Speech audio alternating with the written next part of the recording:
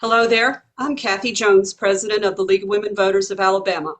I am so happy to bring to you today information about a service that's provided to all the local leagues of Alabama, and that service is a support network for people who need to get their voting rights restored.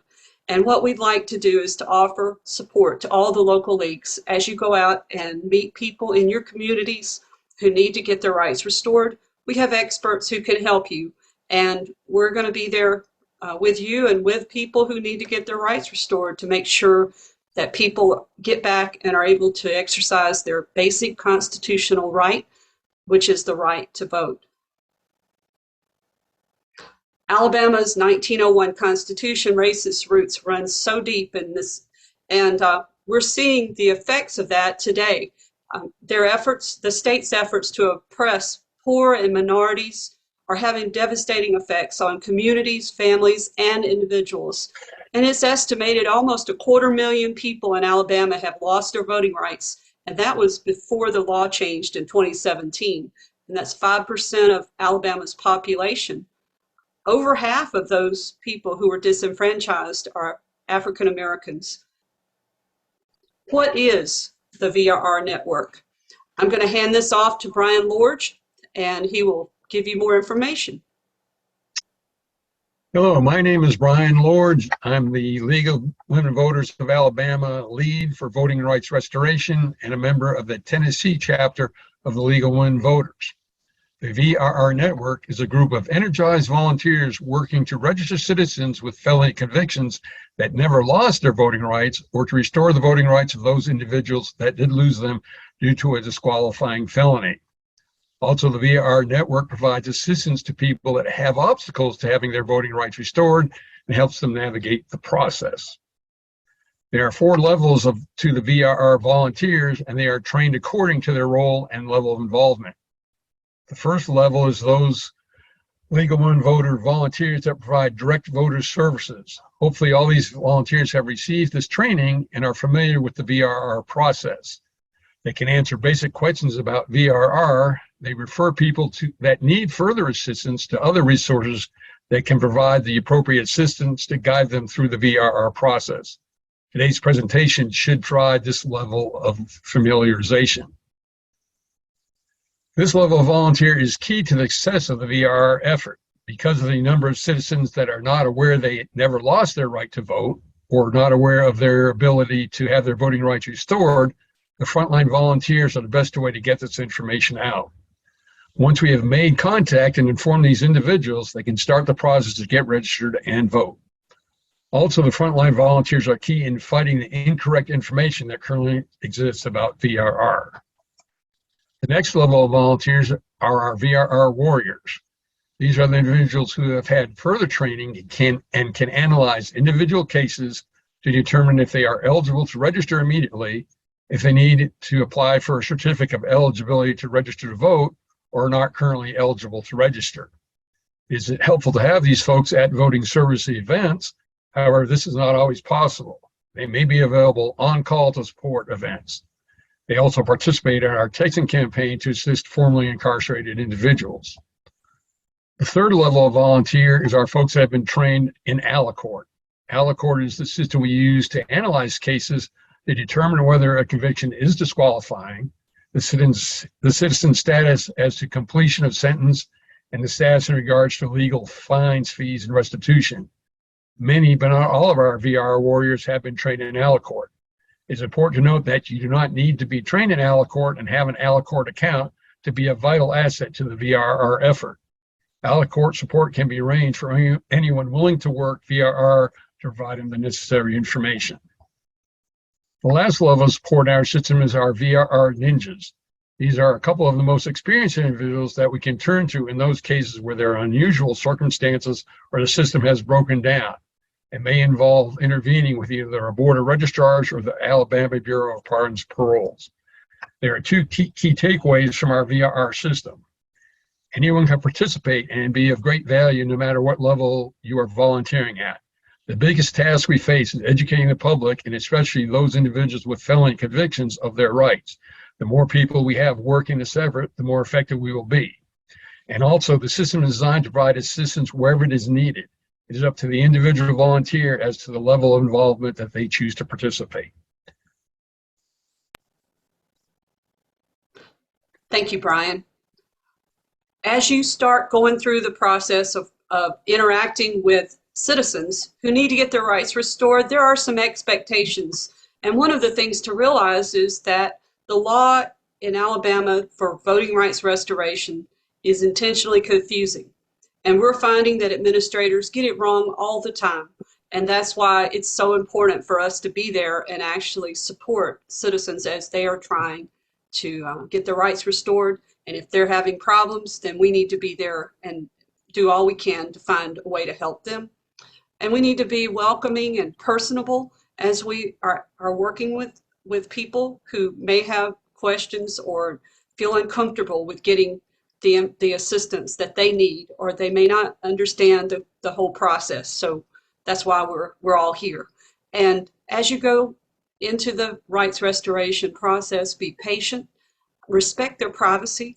This could be a very uncomfortable or even a threatening situation. So you want to be compassionate and understand that they may be very uncomfortable in the scenario that they're in. Don't pass judgment. They may have been convicted of a felony, but they deserve dignity and respect, and the language that we're using matters. And so as you do more of this, you'll get more comfortable, and I know it'll be something that you'll find very valuable and important to everything you're doing with the league. We're meeting people where they're at, and that's so important. As you help people get ready to vote, you're going to encounter people who need to get the VRR information and be able to gain their franchise.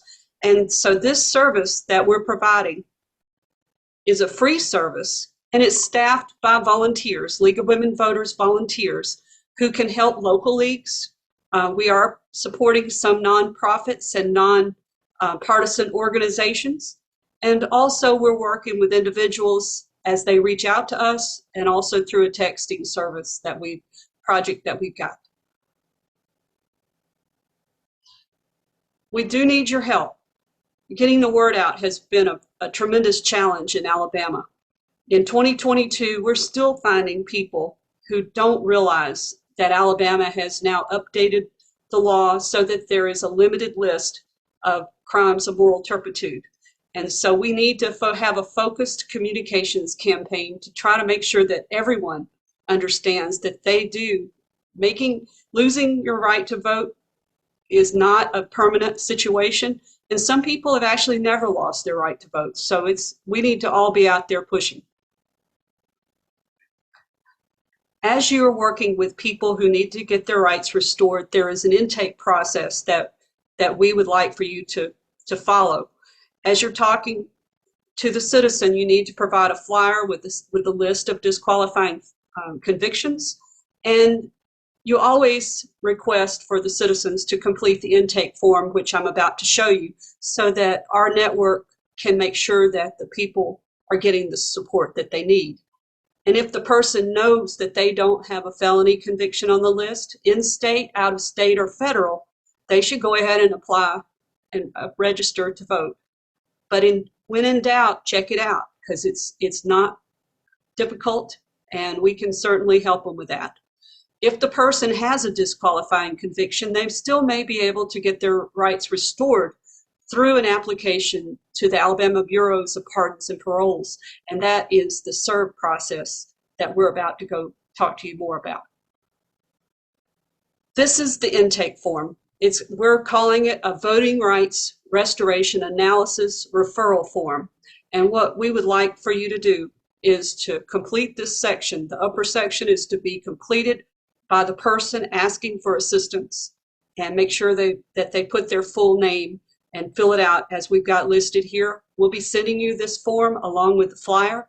And then the part below that is something that the volunteer needs to fill out, working with the person that is asking for help. And so we're going to treat this information as confidential. You can send an image of this form to the email vrr@lwval.org, or you can text it to 256-203-6827. I'm going to hand this off now to Becky Laurent. As Kathy said, my name is Becky Laurent, and I'm on the League of Women Voters of Alabama training team for VRR, and I'm also a member of the Greater Birmingham local chapter. You may have had someone tell you that they're not eligible to vote, or you may hear that in the future. In most cases, that's due to a criminal conviction. With some very basic knowledge about felony voter disqualification, you'll be able to know how to respond.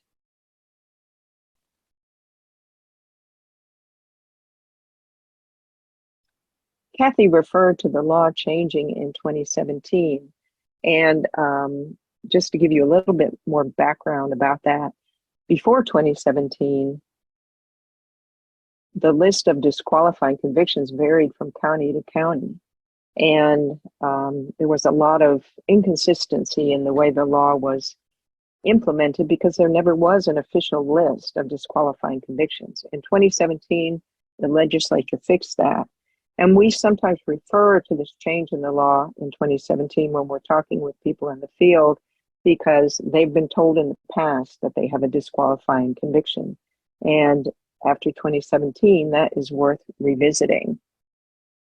You see on your screen a partial list of disqualifying convictions as shown on the Secretary of State's screen. They use the term crimes involving moral turpitude, but we prefer to call it disqualifying convictions, especially when we're talking with people who have such a conviction.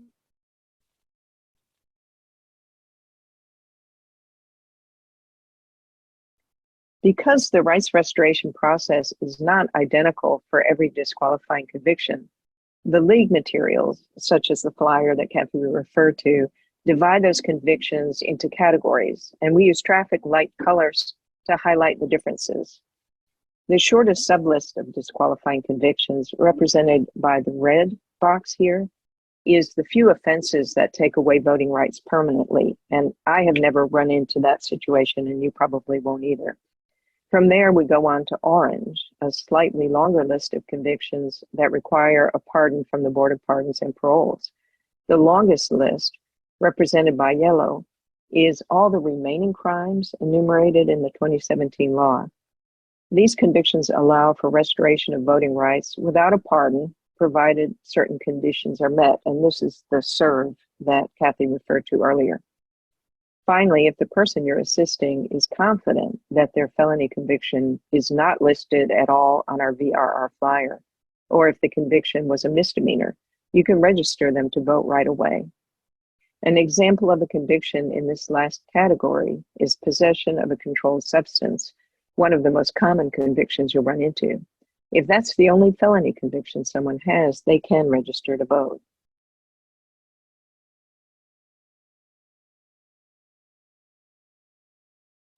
Here is the flyer that you will receive along with the intake form. It's color-coded, and this is what we use in the field. It has a flowchart format using a process of elimination to analyze a person's voting rights status.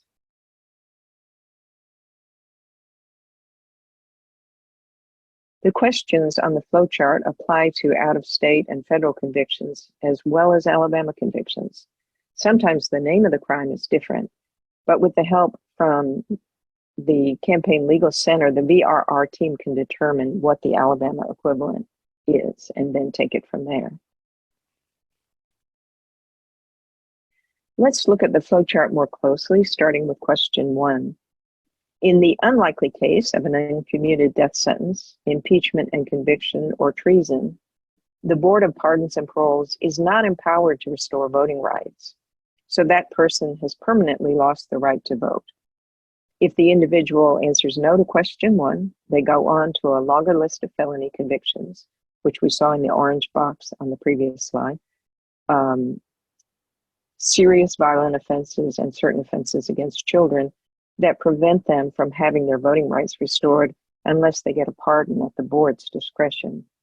If someone answers yes to this question, they don't continue with the charge. Instead, you can advise them to check with their local pardons and paroles field office to see if they are eligible to apply for a pardon.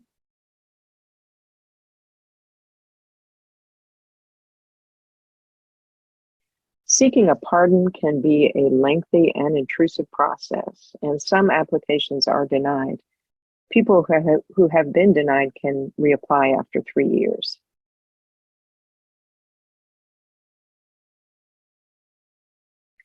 The remaining disqualifying felonies listed on the back of our flyer have a quicker process for rights restoration, the SERV that Kathy referred to. If an individual answers yes to question 3 and meets certain requirements, the VRR team can help them submit an application for a certificate of eligibility to register to vote, or SERV.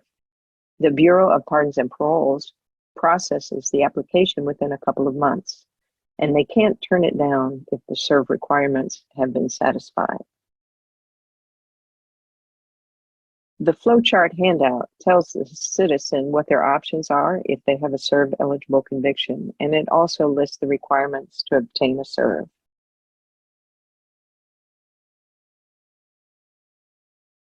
Let's zoom in on those requirements. If our flowchart is used, we know the first requirement is met because the person has answered no to flowchart questions 1 and 2, no permanently disqualifying or pardon-only felonies. The second requirement is no pending felony charges of any kind in any court. The last 2 requirements apply only to the SERV eligible conviction. They've completed their sentence for that conviction, including probation or parole, and they don't owe any money to the court on account of that conviction, with the exception of collection fees. In other words, being on probation or owing money for a non-disqualifying conviction will not prevent them from getting a SERV.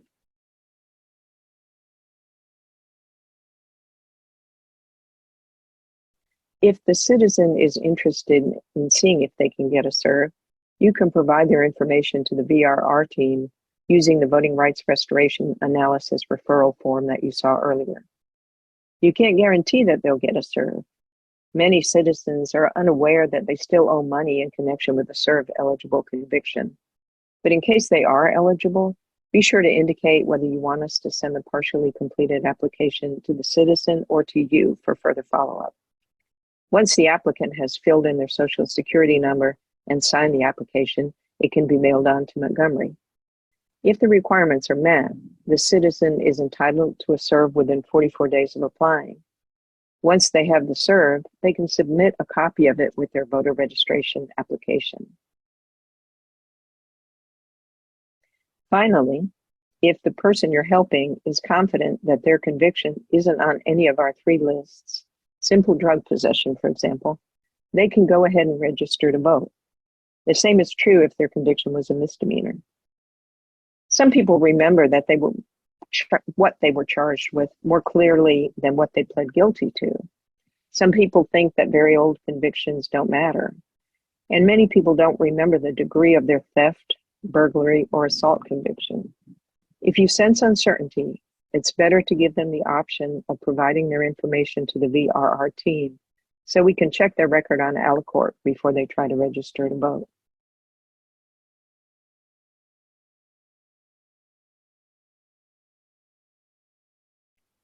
If they're going to proceed with registration, they can do it online if they have an Alabama driver's license or state-issued ID card. The Vote for Alabama app is especially popular with younger people, and it has the added advantage of allowing people to confirm their active voter status and find their polling place.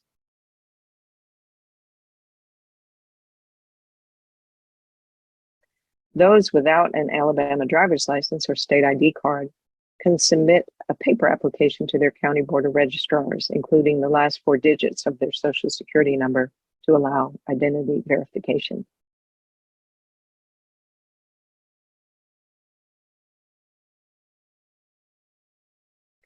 The VRR team stands ready to assist local chapters to meet the needs of Alabama citizens with felony convictions. Thank you, Becky, and thank you, Brian.